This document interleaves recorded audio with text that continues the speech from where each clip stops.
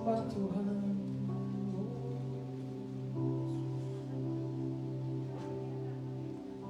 Savior, He can move the mountains.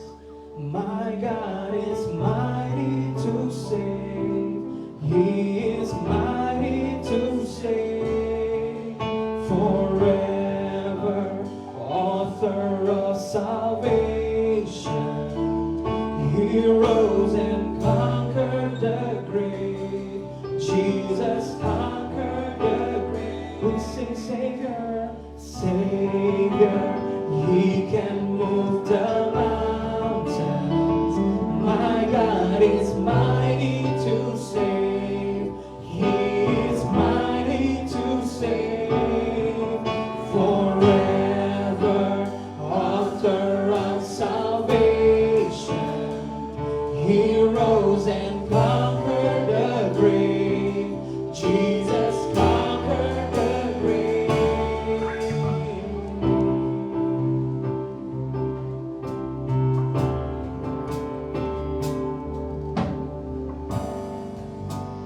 Everyone needs compassion, a love that's never failing.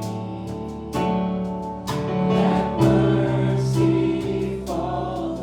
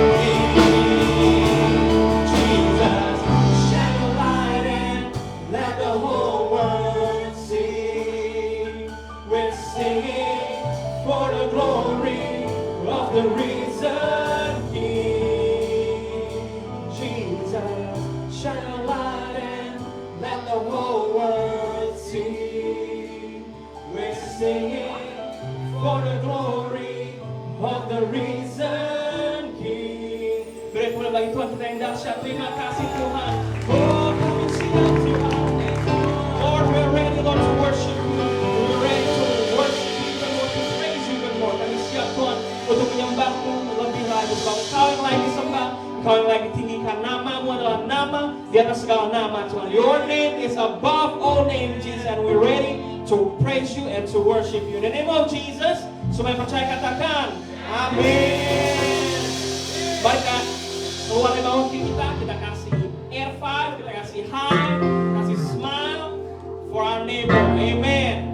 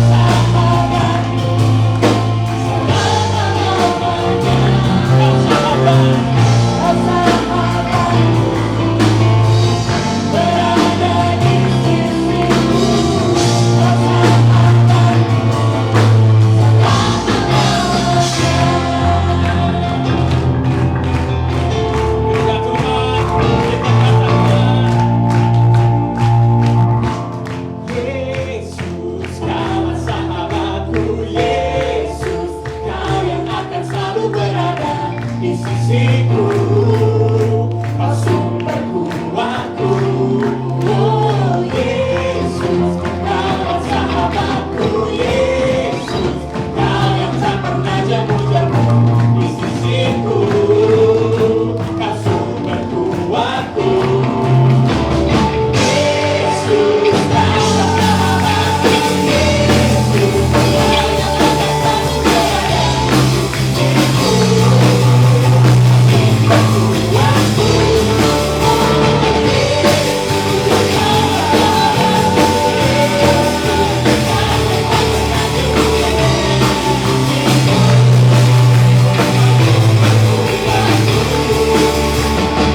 Kau sahabatku, berada di sisiku. Kau sahabatku, selama-lamanya.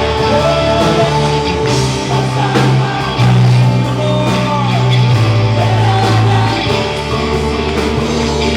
Kau sahabatku, selama-lamanya.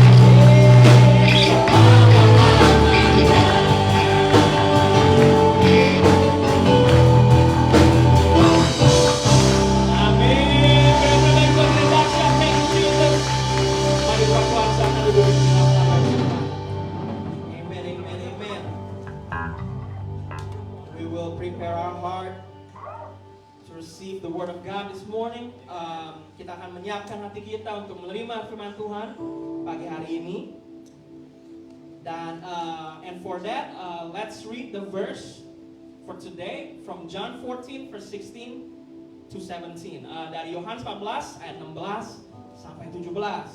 Mari kita baca in Indonesian 1, 2, 3. Aku akan minta kepada Bapa dan Ia akan memberikan kepadamu seorang penolong yang lain, supaya Ia menyertai kamu selama-lamanya, yaitu Roh kebenaran. Dunia tidak dapat menerima Dia, sebab dunia tidak melihat Dia dan tidak mengenal Dia. Tapi kamu mengenal Dia, sebab Ia menyertai kamu dan akan diam di dalammu. Amin, amin. And in English, 1, 2, 3. And I will ask the Father, and He will give you another counselor who will never leave you. He is the Holy Spirit who leads into all truth. All the world at large cannot receive Him because it isn't looking for Him and doesn't recognize Him. But you do because He lives with you now and later will be in you. Amin. Terima kasih Tuhan. Lord, we thank you because you sent a helper, a counselor for us. Tuhan, terima kasih sebab Kau menerima Kau Bapa yang baik. You are a good Father who sent us a helper to be with us forever. Bahwa Engkau memberikan kami penolong dan akan di dalam kami selama-lamanya Tuhan. Terima kasih Yesus.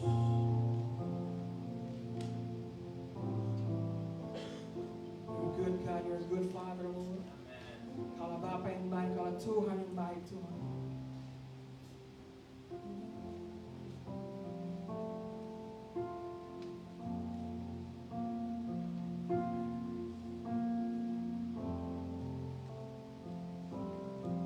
Silakan mengangkat pujian ini, amin.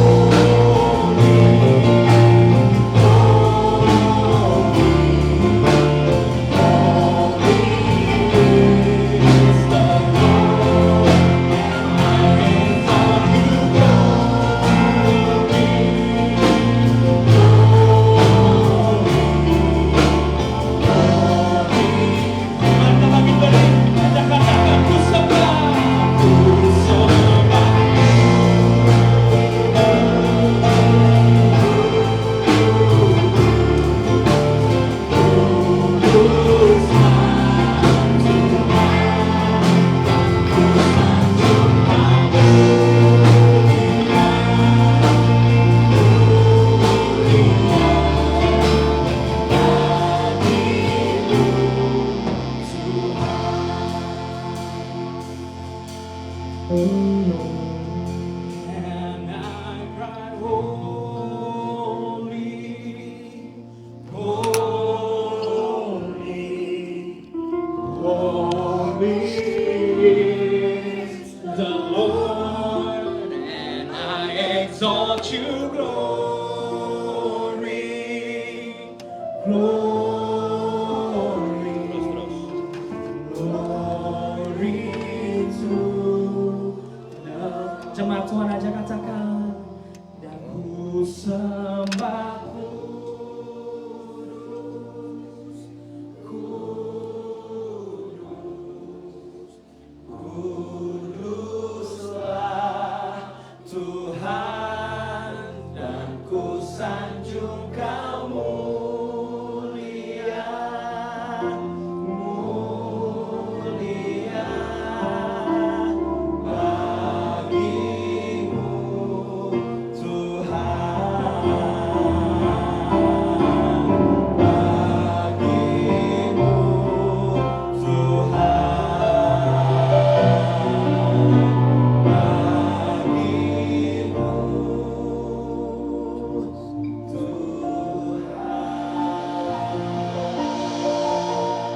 Segala pujian, kehormatan, keagungan hanya Engkau yang layak mendapatkan. all the glory, all the honor, and all the praise only to you, God, because you deserve it.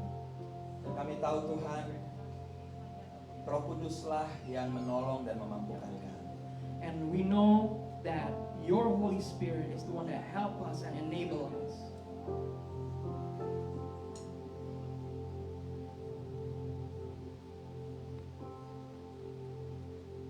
Di hari Minggu ini, di hari Father's Day, In this Sunday, in this Father's Day, kami tahu Tuhan, setiap kami bertumbuh di dalam keluarga yang berbeda-beda.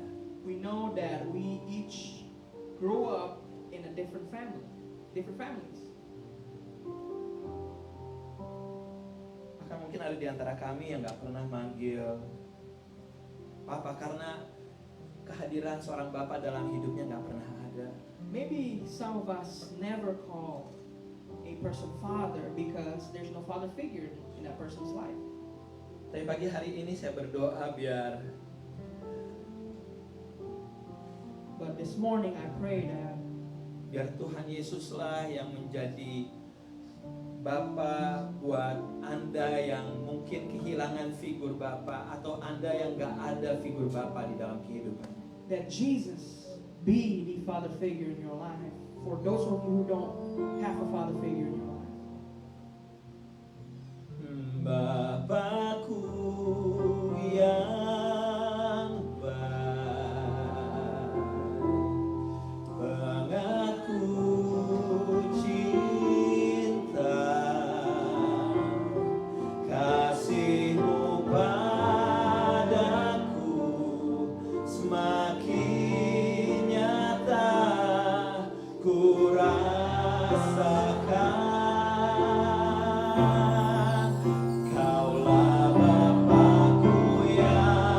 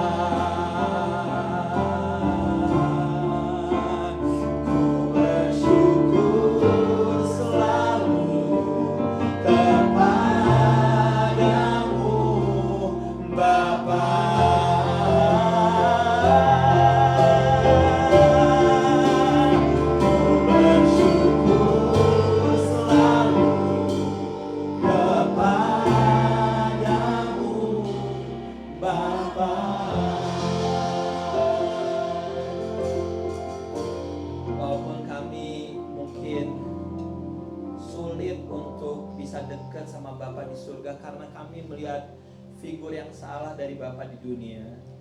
Even though it is hard for us to see the Father in heaven, to love the Father in heaven, because we saw our own Father in this real world. Tapi biar pagi ini sekali lagi This morning, Tuhan Yesus sendiri yang menjamah setiap hati kami yang luka, khususnya karena perlakuan ayah kami, Tuhan. and this morning let Jesus touch your heart and heal your heart, especially because of the deeds, of the wrongful deeds that your father in the world did to you.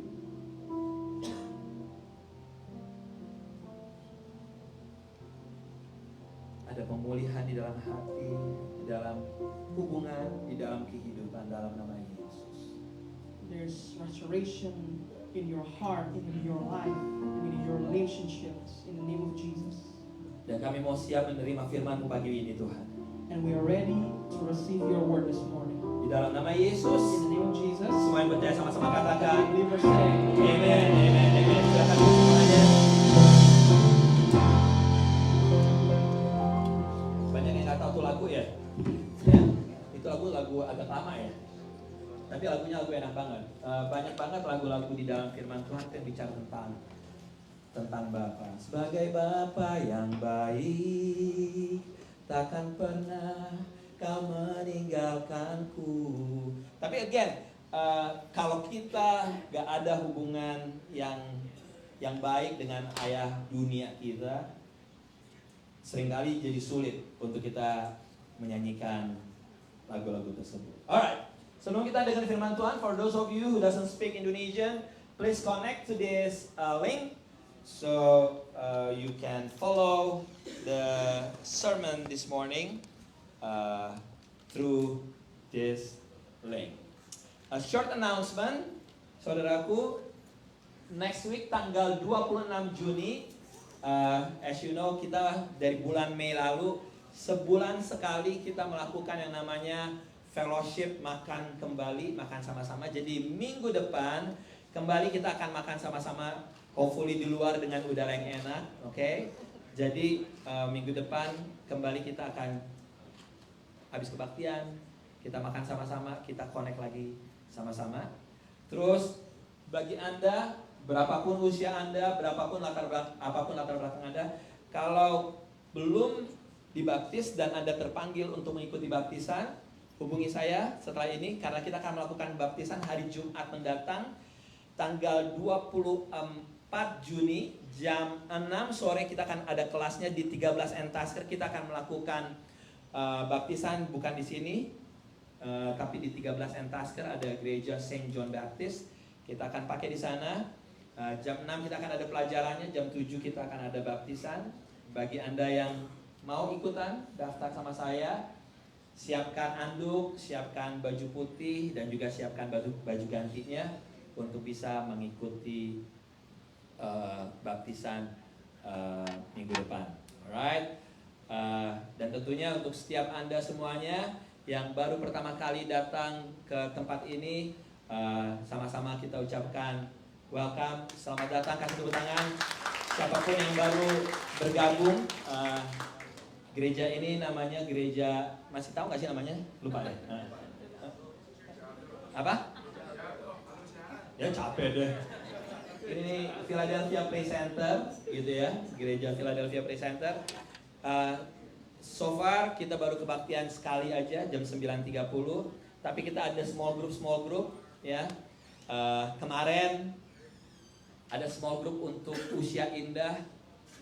Waduh, enak banget. Di situ kita ngobrol, kita sharing sama bapak-bapak, ibu-ibu yang saya pengen apa sih serap hikmatnya. Karena gini ya, I'm so thankful, saya bersyukur banget ya bahwa gereja ini benar-benar ada dari anak baru lahir sampai yang udah usia 70-80 tahun.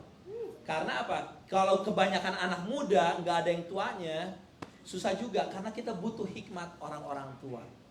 Kalau kebanyakan orang tua nggak ada anak mudanya, gempor juga ngurusinnya. Karena kita bukan urusin movement, tapi urusinnya apa? penguburan. Iya. Iya enggak? Just kidding.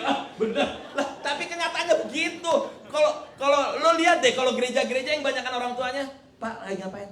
Ini urus penguburan. Iya.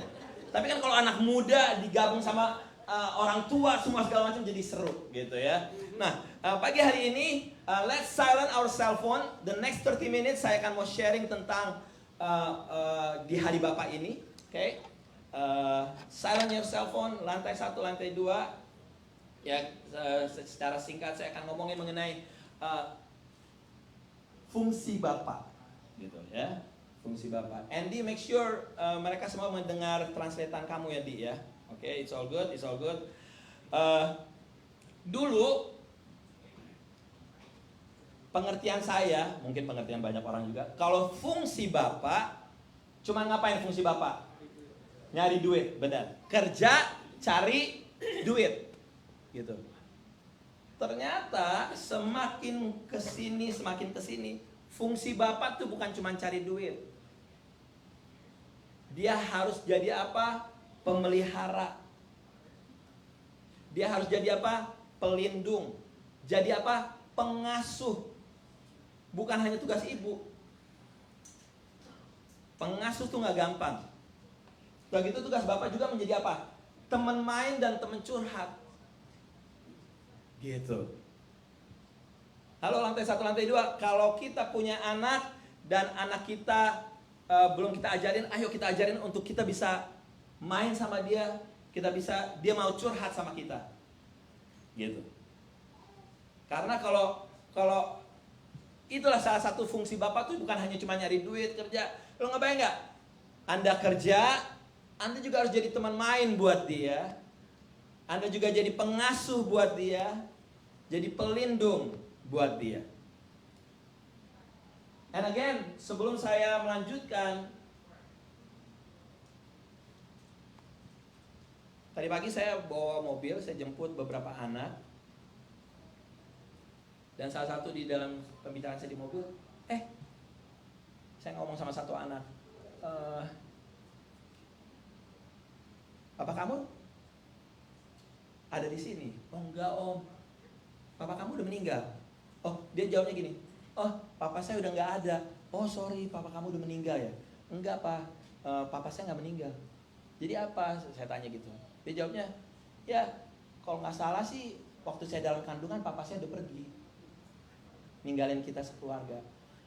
Waktu saya dengar itu saya bilang gini, man, story like this banyak terjadi, di mana banyak para bapak tidak bertanggung jawab.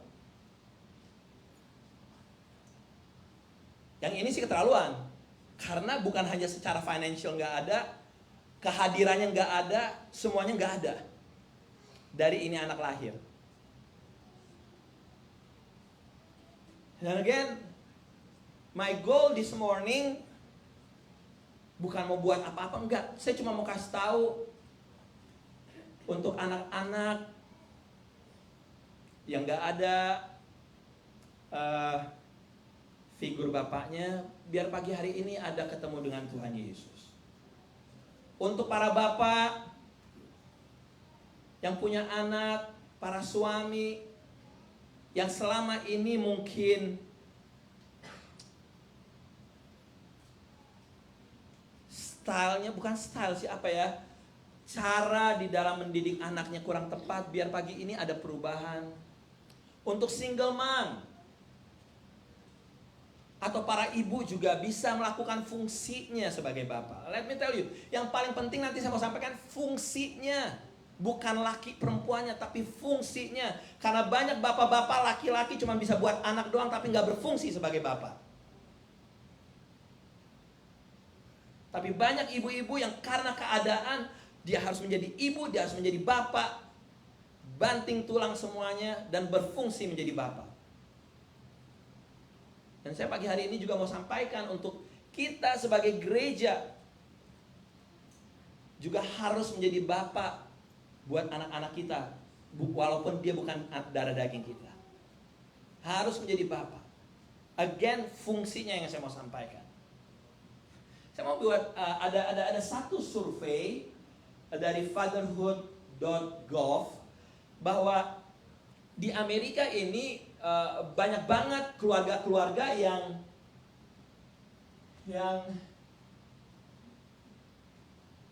gak ada bapaknya, gitu ya. Di mana di situ dikatakan, oke, yang ini bagus juga nih, yang ini nih. Jadi kalau bapak-bapak mereka tinggal dengan spend waktu dengan anaknya, tinggal bersama dengan anaknya, gitu ya. Non-resident fathers, jadi non-resident father artinya bapaknya tidak tinggal dengan anak-anaknya. Sementara resident fathers di mana bapaknya tinggal bersama anak-anaknya. Lihat, pertumbuhan anaknya, involvement anaknya tuh menjadi berbeda, ya. Ayah yang spend waktu dengan anak-anaknya, setidaknya 72% dikatakan mereka makan bersama dengan anaknya hampir setiap hari. Itu yang resident fathers yang itu. Ada 58% di mana para ayah yang mandiin, yang ganti diaper, yang ganti baju anak-anaknya dari bayi setiap hari. Lalu 65% mereka ngobrol sama anak-anaknya what's going on. Sementara yang non-resident fathers, kalau Anda lihat spend waktunya tuh sangat minim banget, cuma 8%, 16%. Dan itu kenyataan. Ini survei di Amerika, oke. Ini survei di Amerika, bukan survei di Indonesia.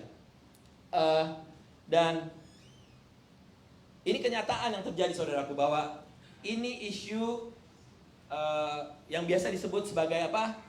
Fatherless generation. Generasi tanpa ayah. Generasi tanpa ayah, dan kebanyakan bukan karena ayahnya meninggal dunia, tapi karena ayahnya out of the picture. Oke, silakan lampunya tolong dinyalakan lagi.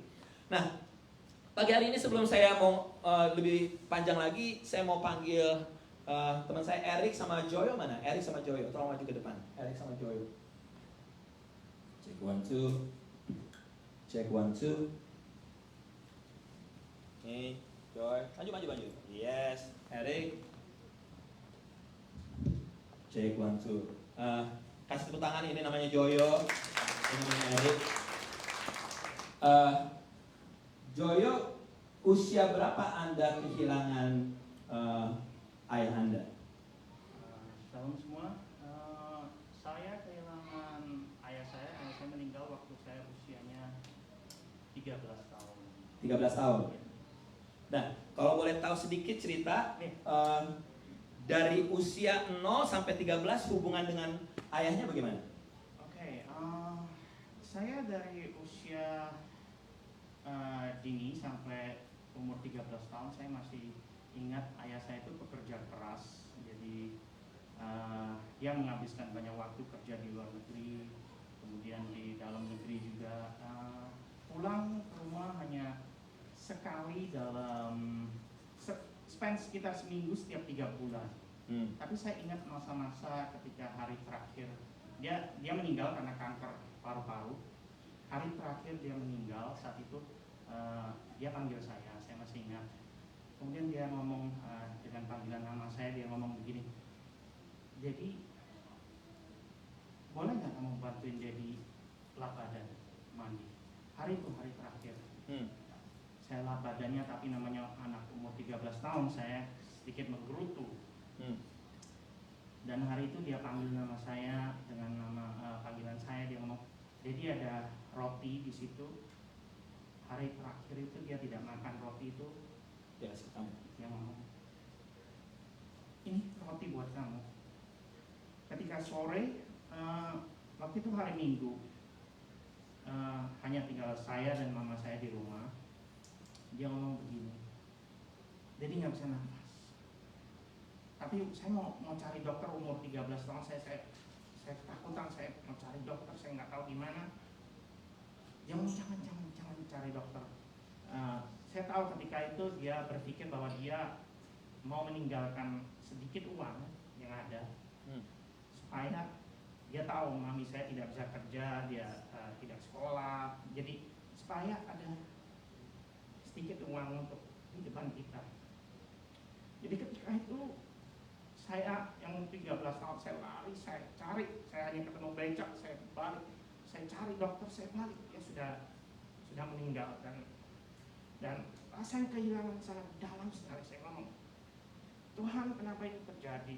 Saya merasa kehilangan sekali. Kalau saya mau mencari figur seorang ayah saat itu hilang, nggak ada. Nah, kalau Erik bagaimana? Ayahnya meninggal atau bagaimana? Masih itu. Masih hidup. Nah, tandanya perpisahan kamu sama papa kamu tuh umur berapa? Kelas 4. Kelas 4. Kelas 4 Mungkin SD. sekitar 10 atau 11 tahun. Kalau boleh tahu, papa tuh kemana? Ya, pergi. Perginya kenapa? Apakah karena ada wanita lain? Ya, itulah. Karena wanita lain. Nah, hubungan kamu kalau boleh saya tahu dari 0 sampai 10-11 tahun itu bagaimana? Biasa aja sih. Sama papa kamu biasa aja? Iya, karena udah lupa orang kayak apa sebenarnya. Sampai sekarang kamu lupa kayak gimana? Iya, lupa. Nggak tahu. Lupa ada waktu lahir, waktu kecil TK sampai umur 4 gitu, kelas 4 Ya. itu seperti apa ya udah lupa. Tandanya nggak ada kesan banget ya. Tapi papa di rumah. Dari 0 sampai 10 tahun tuh papa Iya, iya. hidup sama-sama kamu di rumah. Ya. Oke. Nah, apa perasaan kamu waktu kamu ditinggal sama papa waktu umur 10, kelas 4 SD itu? Ya karena masih kecil nggak tahu apa-apa ya biasa aja. Cuman ya kenapa kok nggak ada apa-apa gitu aja. Oke. Kalau Joyo gimana? Waktu kehilangan papanya gimana? Ya, ada dua hal yang saya ingat sekali, sangat menakutkan bagi hidup saya. Pertama ya kalau saya mau cari papa saya yang saya kenal dari 0 sampai 13 tahun, karena dia sudah meninggal, nggak ada.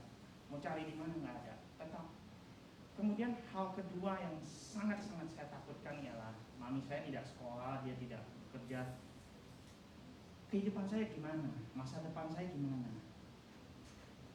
Dan itu saya alami dari umur 13 sampai umur 18.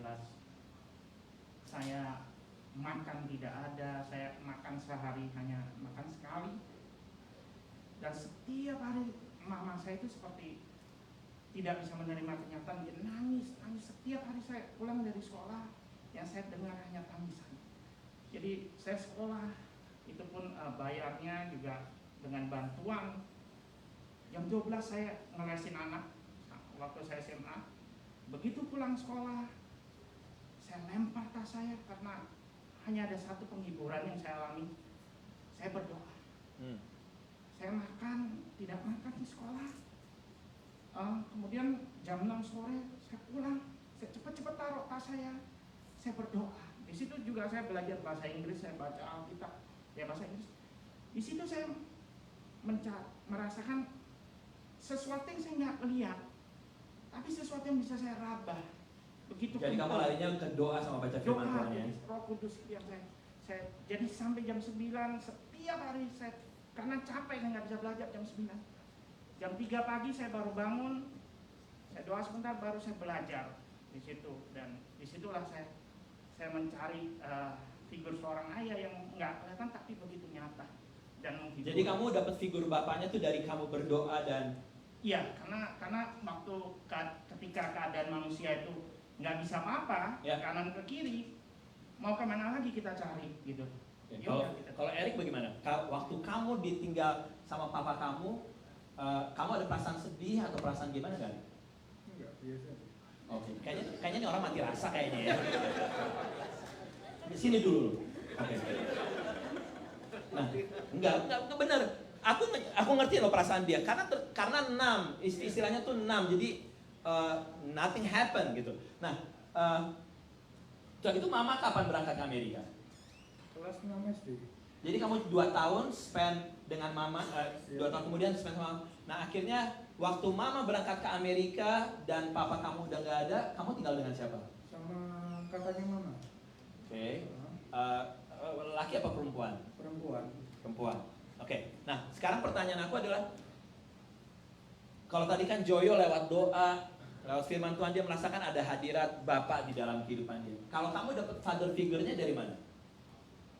Paling waktu kalau ikut kayak apa sih ya, mungkin jadi retret atau apa gitu kan ada apa namanya, hati Bapa atau apa ya.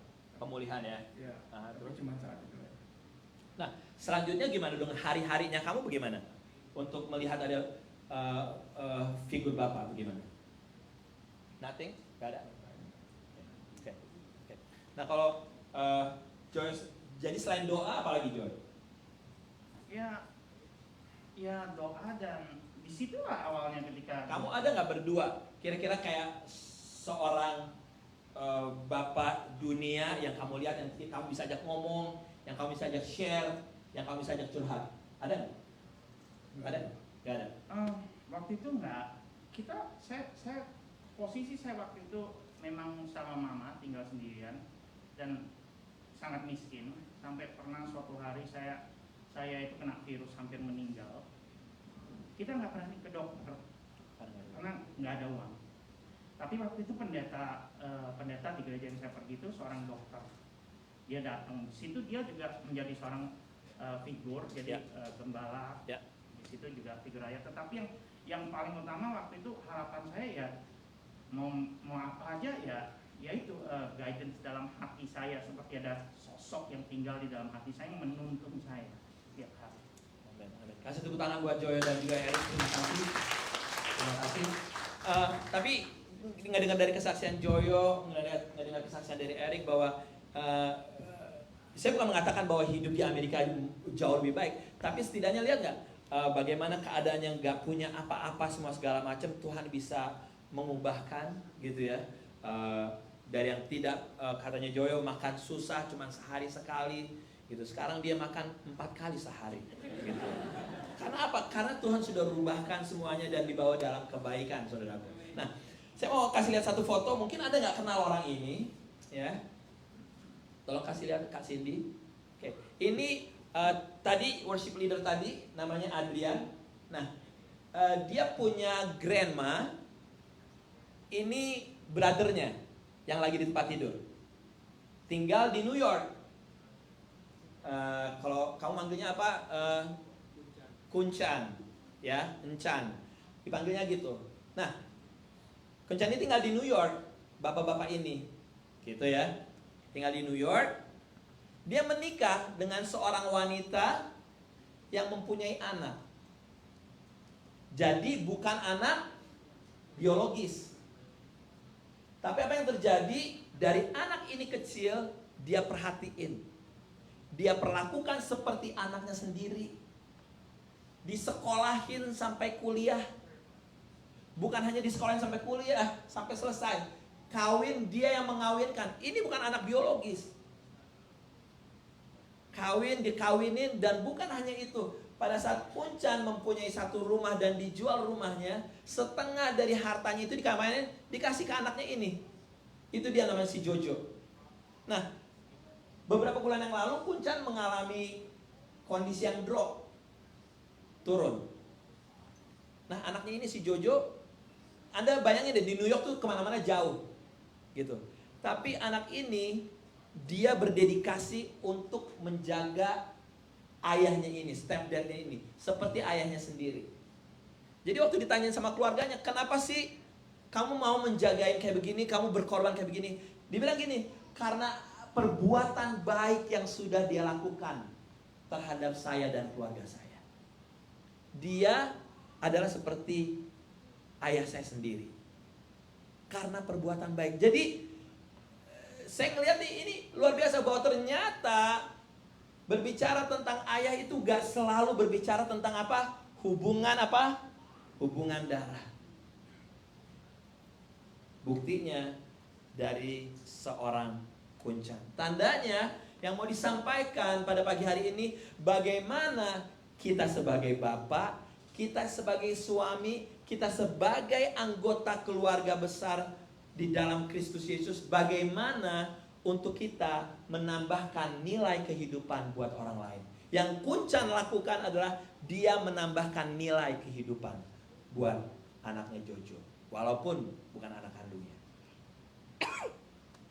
Bagaimana kita untuk bisa menambahkan nilai-nilai kehidupan buat orang lain?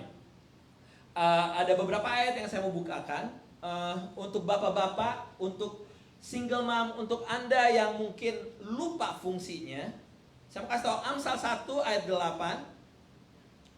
Hai anakku, dengarkanlah didikan siapa? Ayahmu, dan jangan menyia-nyiakan ajaran ibumu. Jadi fungsi bapak adalah sebagai apa? Fungsi sebagai apa? Pengajar. Kalau Anda sebagai bapak dan gak pernah ngajarin anaknya, Anda sudah miss fungsi Anda sebagai seorang bapak. Belum terlambat. Hari ini Anda bisa memulai sesuatu yang baru untuk bisa menjadi apa? Bapak yang mengajar anak-anaknya. Amsal 13 ayat 24. Siapa tidak menggunakan tongkat benci kepada anaknya, tetapi siapa mengasihi anaknya menghajar dia pada waktunya. Saya lebih suka kata-katanya jangan menghajar. Saya lebih suka kata-katanya mendisiplin. Gitu. Kita perlu mendisiplin anak kita. Kita perlu mendisiplin anak kita. Para ayah perlu anak kita didisiplin. Tapi gini, gak mungkin dong anaknya 23 tahun didisiplin. Telat loh bos. Disiplin anak tuh dari dia kecil. Gitu. Kalau Anda anaknya sudah besar, bukan lagi didisiplin, udah diajak ngomong heart to heart. Heart to heart. Keterbukaan. Disiplin, jangan pakai ya menghajar ya boleh juga, tapi lebih disiplin, saya lebih suka gitu ya. Memukul anak, saya pikir bukan bukan pendekatan yang tepat. Apalagi kalau kita tinggal di Amerika ini, bukan masalah pemerintah ngebolehin atau enggak. Tetap yang namanya anak dipukul itu bukan pendekatan yang tepat. Diajak ngomong dan terus jangan pernah bosan-bosan. Jadi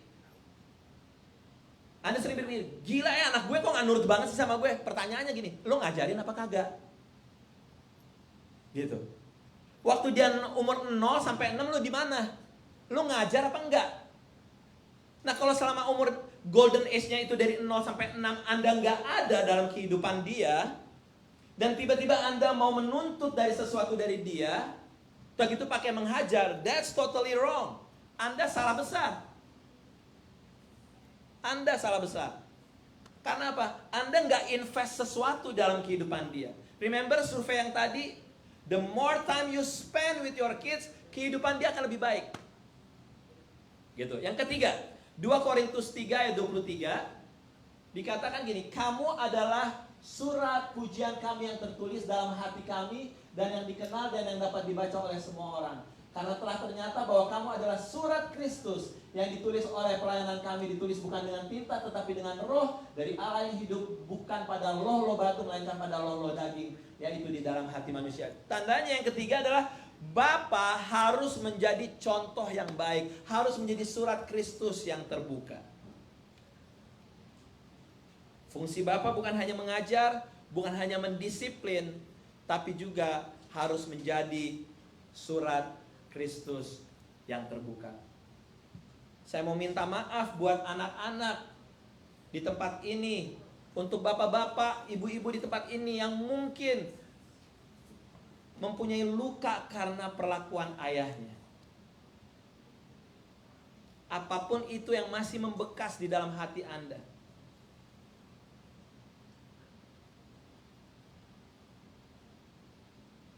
ampuni mereka. Ampuni ayah Anda, dimanapun dia. Khususnya untuk Anda yang ayahnya run away, yang ayahnya disappeared dalam kehidupan Anda. Karena mereka tidak membawa pengaruh yang baik buat kehidupan Anda. Tapi saya percaya pagi hari ini gak kebetulan Tuhan akan masuk di dalam kehidupan Anda. Dan Tuhan akan bekerja di dalam kehidupan Anda. Ayo para bapak, ayo kita bawa pengaruh yang baik di dalam kehidupan anak-anak kita. Saya mau sampaikan 2 hal secara singkat. Bagaimana kita sebagai ayah menambahkan nilai-nilai kehidupan buat anak kita. Hal yang pertama, mari kita belajar dari cerita Adam sebagai Bapa segala manusia. Jadi Adam ceritanya dikirimkan siapa? Hawa. Dikirimkan Hawa. Lalu apa yang terjadi? Hawa mempengaruhi Adam untuk apa? Makan apa? Buah kehidupan. Dan kalau Anda baca di dalam firman Tuhan, apa yang dilakukan Adam pertama kali waktu Tuhan menanyakan kepada Adam? Adam ngapain? Adam langsung main yang namanya permainan apa? Blame game. Permainan apa? Nyalahin orang. Adam langsung bilang ini, Tuhan, ini nih perempuan yang kamu kirim ini nih yang mempengaruhi saya. He played the game that called blame game. Nyalahin orang. And then apa yang terjadi? Hawa ngapain? Hawa nyalahin juga. Tuhan, ini ada ular nih. Dia yang suruh saya untuk makan buah terlarang ini. Hal yang pertama yang saya mau sampaikan adalah bahwa kita sebagai bapak, kita sebagai anggota keluarga, kita harus belajar untuk stop blaming others. Stop untuk menyalahkan orang lain. Pada saat ada sesuatu kejadian yang tidak sesuai, yang tidak sejalan dengan keinginan kita, siapapun kita, mau laki, perempuan, anak-anak, dewasa, selalu pada saat sesuatu tidak sesuai dengan keinginan kita, rasanya kita pengen ngapain? Pasti kita pengen cari siapa yang bisa jadi kambing hitam. Bener gak? Kita selalu pengen menyalahkan orang lain. Dan biasanya kita bisa menyalahkan siapa aja, khususnya biasanya orang-orang yang lemah. Suami-suami biasanya gitu, nyalahin istri, nyalahin anak. Stop blaming others. Muncul kemarahan, muncul kekecewaan, muncul yang namanya frustasi. Kerjaan gak lancar, semua segala macam gak lancar. Pulang ke rumah kita penuh dengan stres. Akhirnya siapa yang jadi scapegoat? Scapegoat biasanya anggota keluarga, karena itu yang paling gampang ditemuin. Gitu. Nah, yang menarik saudaraku adalah belajar dari Tuhan Yesus. Tuhan Yesus mati di kayu salib itu sebagai korban apa? Dia korban scapegoat. Korban yang namanya kambing hitam. Siapa lagi? Ya, walaupun kita ngerti bahwa itu memang part of the story from our Father in heaven. Itu memang udah desain. Tapi lihat bagaimana Tuhan Yesus dijadikan kambing hitam untuk kita bisa diselamatkan. Secara dictionary dictionary apa sih? Kamus. Aduh, gue gaya bener, gue selalu lupa. Oke. Kamus. Secara kamus dikatakan gini, kambing hitam adalah orang yang dalam suatu peristiwa sebenarnya tidak bersalah, tapi dipersalahkan atau dijadikan tumpuan kesalahan. Kenapa banyak bapak-bapak run away dari rumah tangganya?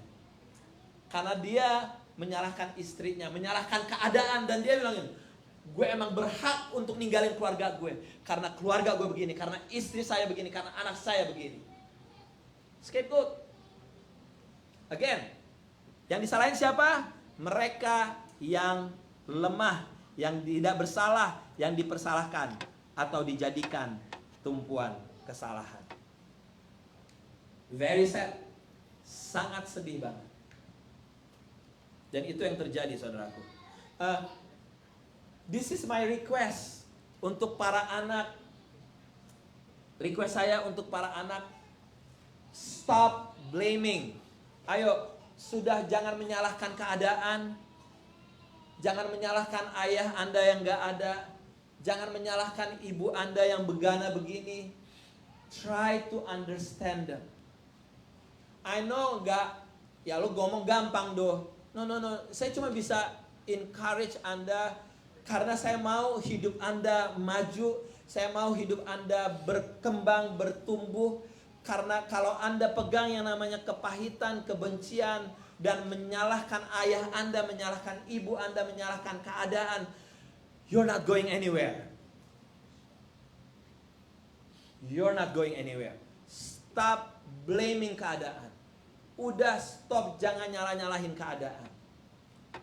Start with a new chapter on your life. Untuk para bapak juga saya minta stop nyalahin anak, nyalahin istri, nyalahin keadaan, semuanya segala macam. Mari kita sama-sama belajar. Matius 7, coba Kak Cindy. Ini bagus banget nih ayat. Mengapakah engkau melihat selumbar di mata saudaramu, sedangkan balok di dalam matamu tidak engkau ketahui? Bagaimanakah engkau dapat berkata kepada saudaramu, biarlah aku mengeluarkan selumbar itu daripada matamu, padahal ada balok di dalam matamu. Hai orang munafik, keluarkanlah dahulu balok dari matamu, maka engkau akan melihat dengan jelas untuk mengeluarkan selumbar itu dari mata saudaramu. Para bapak, para suami, semuanya untuk kita deh, untuk kita semuanya. Ambil waktu untuk kita ngapain? Untuk kita ngelihat balok di mata kita dulu. Gak usah ngurusin selumbar mata orang lain, gak usah. Ayo urusin balok nih di mata kita nih, yang harus kita keluarin. All negativity, keburukan-keburukan kita, segala kekurangan-kekurangan kita. Nggak usah pointed lah, lo nih. Padahal dia kesalahannya cuma sedikit. Karena kita punya kesalahan banyak. Keluarin dulu. Atur dulu nih hati kita, kehidupan kita. Keluarin dulu balok kita. Sebelum mau nyalahin orang lain, keluarin dulu balok di mata kita. Efesus 6 ayat 4 berkata begini. Dan kamu bapak-bapak janganlah bangkitkan amarah di dalam hati anak-anakmu, tapi didiklah mereka di dalam ajaran dan nasihat Tuhan. Bapak-bapak dikatakan gini, jangan bangkitin amarah. Kalau anak selalu di blaming, selalu disalah-salahin, anak itu bisa marah loh. Translation lainnya bukan hanya marah, tapi jangan membuat hati anak kita sakit. Jangan sampai dia sakit hati. Jadi apa? Para bapak lantai 1, lantai 2 yang Anda di rumah, jangan bikin marah anak kita. Jangan bikin anak kita sakit hati. Didik mereka. Jangan cuma bisa ngomel, marah. Jangan bikin anak kita sakit hati. Karena itu again akan membuat luka dia makin dalam. Saat luka di dalam anak kita makin dalam, jangan kaget kalau akhirnya dia gak akan ngomong sama Anda. Akhirnya dia mencari orang lain sebagai ayah figur. Karena apa? Anda tidak berfungsi sebagai ayah. Nah, jadi gimana jalan keluarnya nih Do? Jalan keluarnya daripada salah-salahin orang, take responsibility. Ambil tanggung jawab. Apapun itu, misalnya kesalahan kita sendiri, udah stop blaming. Udah stop nyalah-nyalahin orang. Ambil tanggung jawab, telan sendiri. Kok enak banget? Iya, karena lu bapak, kepala rumah tangga. Telan. Sorry, saya harus ngomong kayak begini. Sebagai bapak, itu kita sebagai kepala rumah tangga, itu tugas kita. Untuk telan. Jangan jadi cowok yang cengeng. Jangan jadi bapak yang cengeng. Jangan jadi bapak yang manja, yang melarikan diri dari tanggung jawab. Hal yang kedua yang mau saya sampaikan adalah penting banget membangun komunikasi yang benar. I'm not saying that I'm an expert. Saya nggak mengatakan bahwa saya expert, tapi perlu banget antara orang tua dengan anak membangun komunikasi yang benar. Ada bapak yang kerjaannya ngomongnya di rumah uang mulu. Gak ada diskusi lain. Gak ada diskusi firman Tuhan, uang aja. Ada bapak yang datang ke rumah yang ngomongin adalah apa? Permasalahan. Gak ada celebration of achievement. Gak ada celebration, wah kita berhasil. Gak ada celebration untuk anak kita. Gak ada. Yang ngomongin cuma masalah doang. I think kita sebagai orang-orang percaya kita harus membangun bagaimana komunikasi yang benar. Again, saya bukan expert, tapi saya mau refer dari firman Tuhan. Yakobus 1 ayat 19. Yakobus 1 ayat 19 dikatakan gini, setiap orang hendaklah cepat untuk mendengar. Ngapain? Lambat untuk ngapain? Lambat untuk berkata-kata. Jadi communication skill adalah cepat mendengar, lambat berkata-kata. Seringkali kalau kita nih dibalik, cepat ngapain? Cepat berkata-kata, lambat mendengar. Orang belum selesai ngomong, kita udah gitu ngomong. Cepat berkata-kata, lambat mendengar. Kebalik bos. Cepat ngedengar, dicerna. Saya belajar ada satu gini. One skill di dalam komunikasi. One skill di dalam komunikasi adalah be a good listener. Menjadi pendengar yang baik itu skill komunikasi tingkat tinggi, bos. Kenapa? Karena ngebayang nggak? Anda harus ngedengerin keluh kesah orang on and on. Anda dengerin, Anda cerna. Dan Anda harus mikir, apa yang harus saya perkatakan.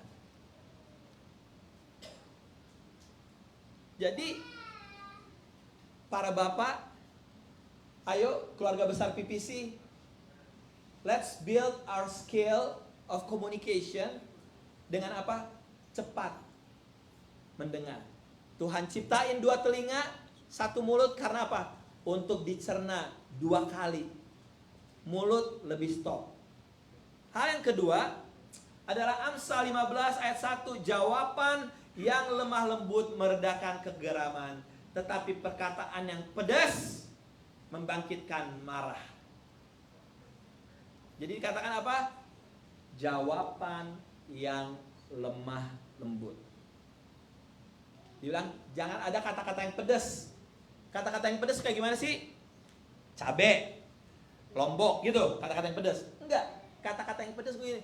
Mungkin kita harus mikirin juga bahwa komunikasi itu, perkataan yang pedas itu terkadang ada nadanya, ada pemilihan kata-katanya. Ada pemilihan nada, ada pemilihan kata-kata yang harus kita pikirin.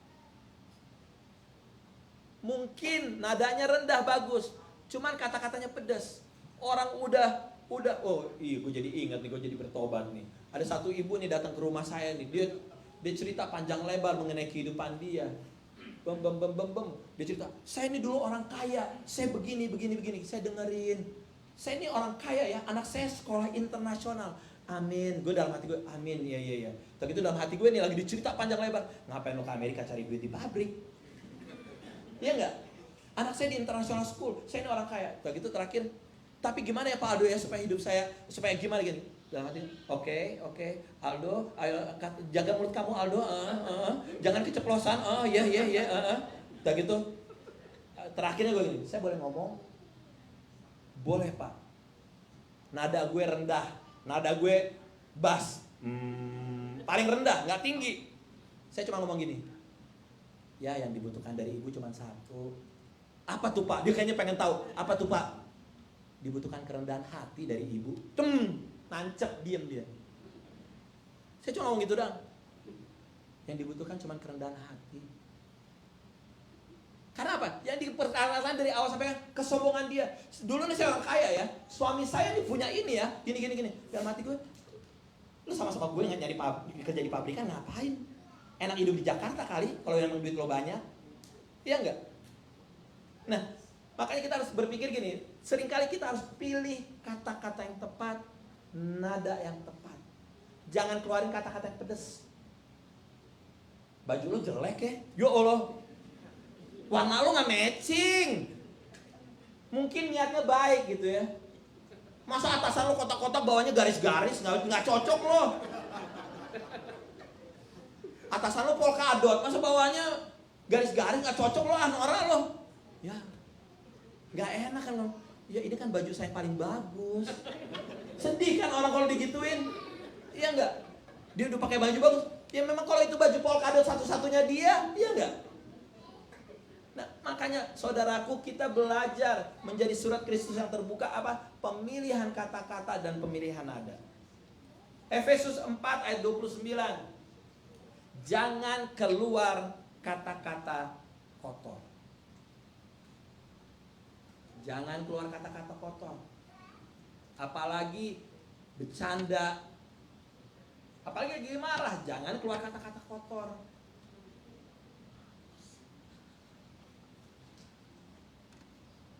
Di Amsal dikatakan gini, perkataan orang berhikmat tuh membawa kesembuhan, memberi pengertian, dan memberikan pengetahuan. Yang saya tertarik adalah apa? Bahwa perkataan kita ternyata bisa membawa kesembuhan buat orang lain. So bagaimana kita harus membangun kehidupan kita sebagai Bapak? Stop blaming dan bangun komunikasi yang benar. Perkatakan kata-kata yang membawa perubahan hidup. Para ayah, selami pikiran anak Anda, selami hati anak-anak kita. Gampang? Gak gampang. Bagaimana Anda bisa menyelami pikiran dan hati anak Anda? You have to spend time. Gak ada lagi yang lain selain spend waktu lebih banyak dengan anak-anak kita.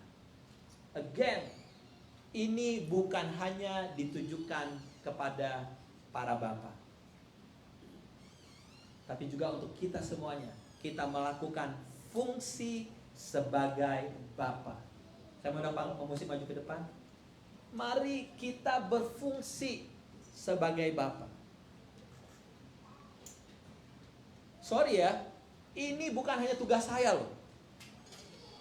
Bukan hanya tugas saya. Tugas Anda semua di tempat ini. Tugas kita semuanya. Untuk kita menjadi Bapa. Untuk anak-anak kita. Belajar dari cerita saya tadi, Kuncan. Dia memberikan hidupnya, membawa nilai kehidupan buat orang lain. Stop blaming. Mari membangun komunikasi yang benar dengan anak kita, dengan keluarga kita. Jangan bikin mereka sakit hati, jangan bikin mereka marah. Pilih kata-kata yang tepat. Jadi pendengar. Pilih nada yang tepat. Dan kata-kata kita bisa membawa kesembuhan. Kata-kata kita bisa membawa pemulihan. Mari kita bangkit berdiri, saudara.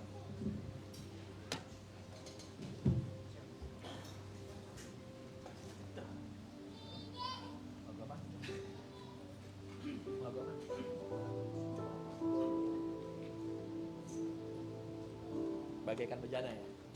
Nyanyi suara.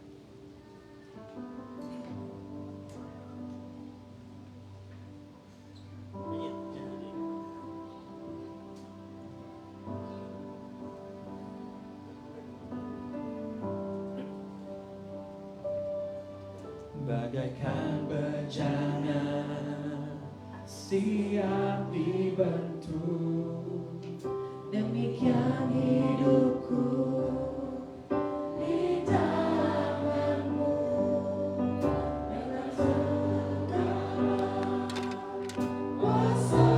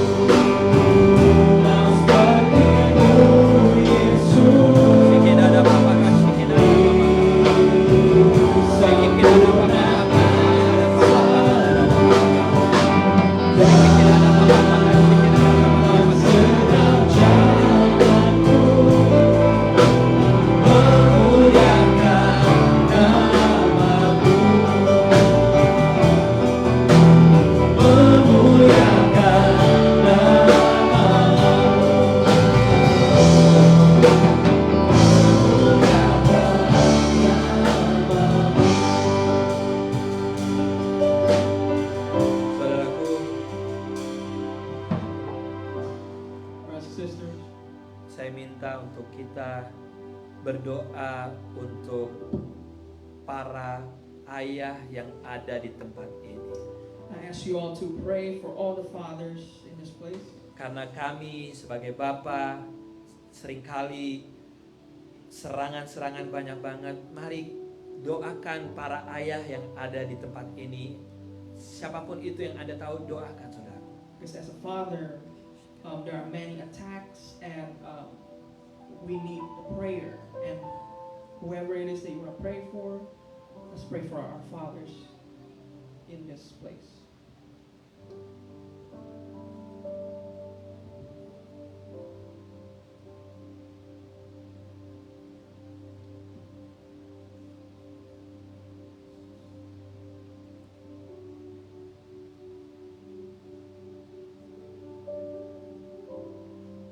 Untuk setiap para suami, para bapak, angkat tangan Anda. Setiap suami kepada setiap bapak, angkat tangan Anda tinggi-tinggi. Kalau Anda merasa Anda suami, Anda sebagai bapak, angkat tangan Anda tinggi-tinggi. Pertama-tama mari kita datang di hadapan Tuhan. Para bapak, minta ampun di hadapan Tuhan saat ini. Minta ampun di hadapan Tuhan.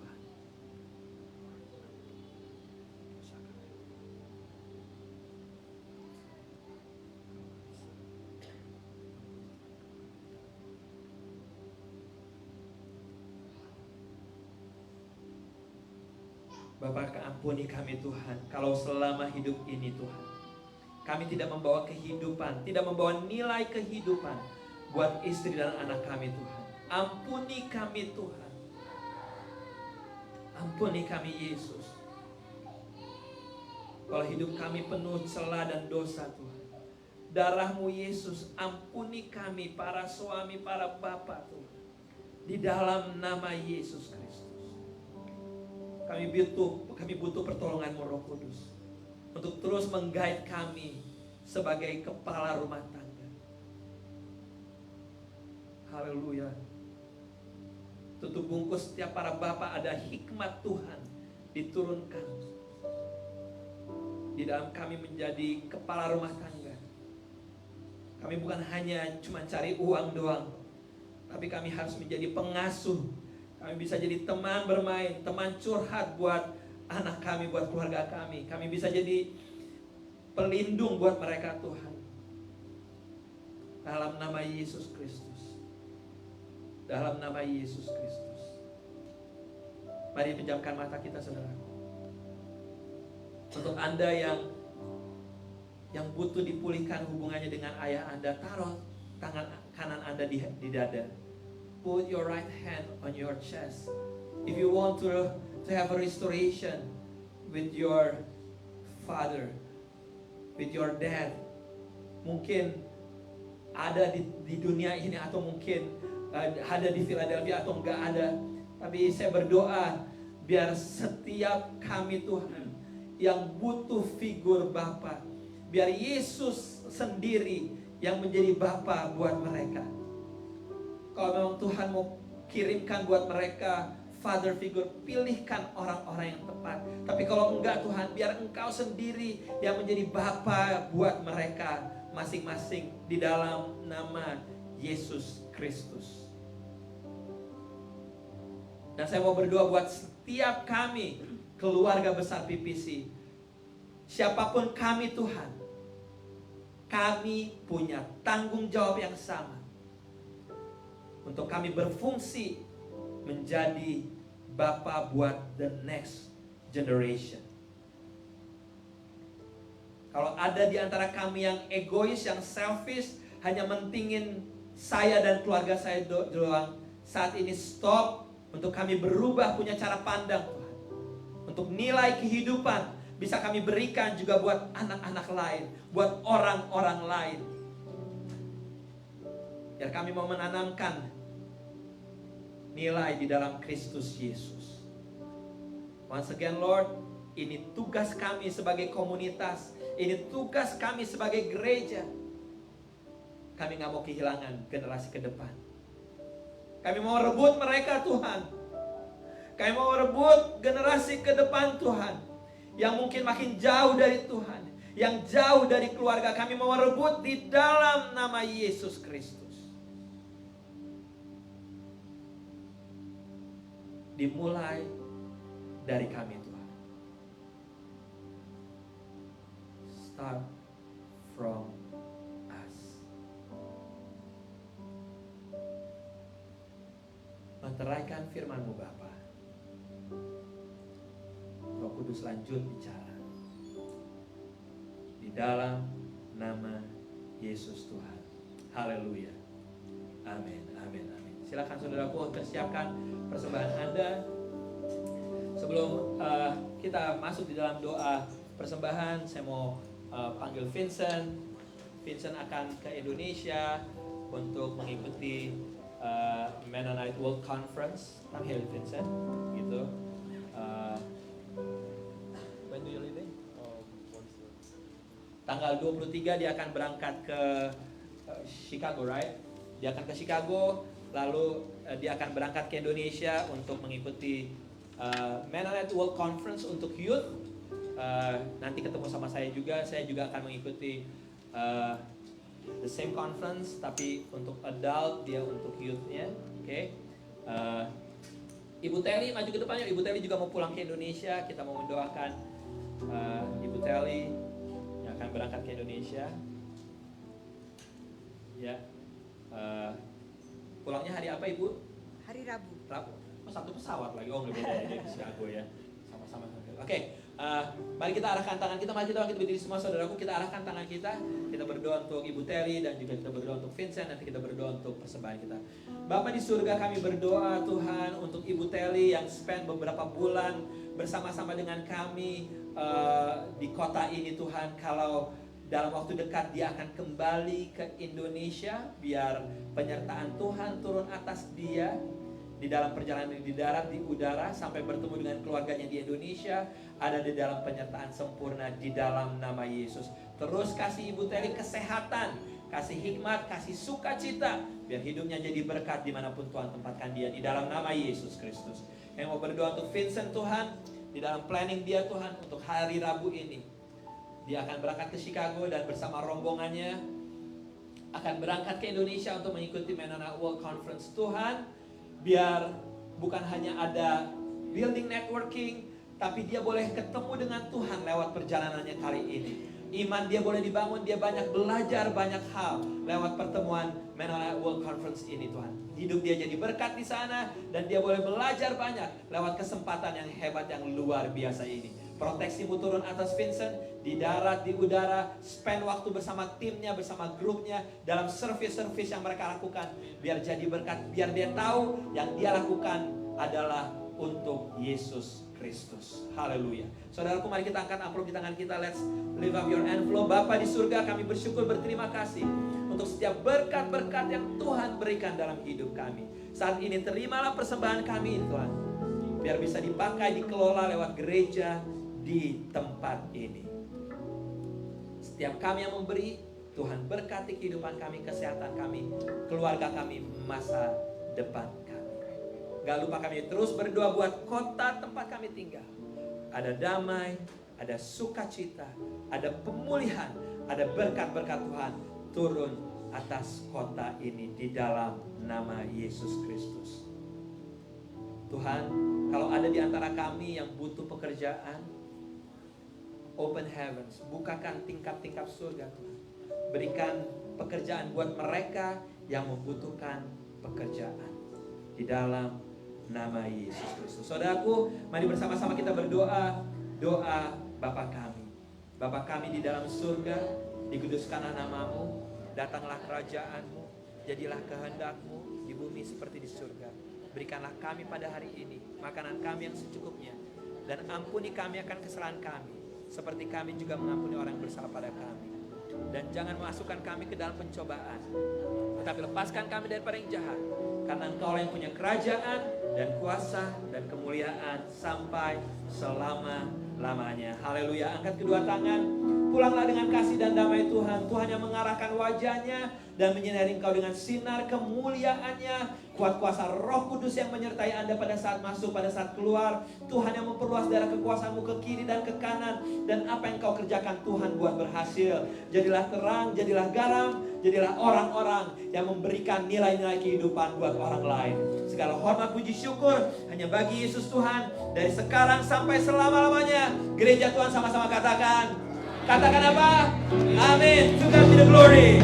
To God be the glory. To God be the glory. To God be the glory. The things He has done. For the things He has done. For the things